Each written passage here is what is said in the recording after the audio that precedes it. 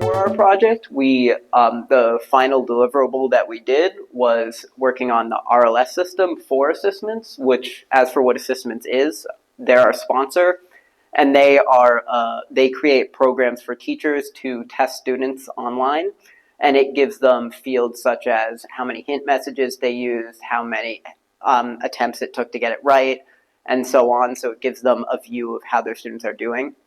And in this way, we were working with their mastery system, which shows a student's abilities in the specific skill that the homework was testing. So for what we did specifically, we worked on their RLS system, which is how they give hint messages to students. And we worked on implementing BKT or knowledge tracing into that system to give different hint messages based on how the mastery of a certain student.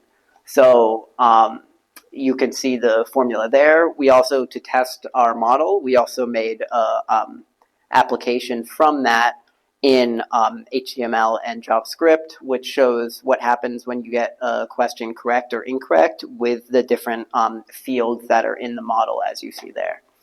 We also did analyze knowledge tracing, as you can see here, with many different models such as deep learning, factorization machines, logistic regression, and we compared them with BKT, which was the best model for our purposes at the time. So the reinforcement learning service, as previously mentioned, it just gives hints to users, basically trying to find the best hint possible for the user and their specific circumstance. So we wanted to use student mastery as a field for that. So a large portion of our work was linking the reinforcement learning service to student mastery, so we could use that to better give hints. So another part of our work here was actually deployment of the reinforcement learning service.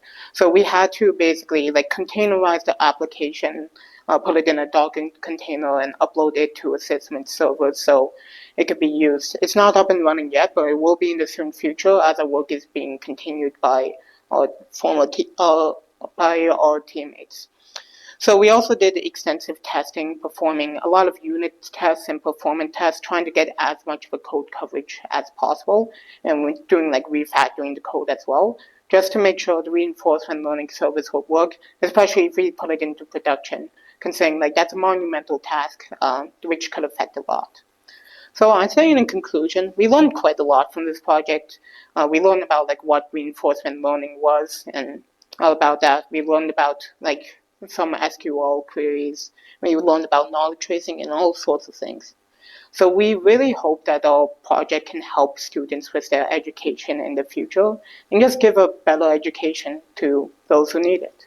Thank you.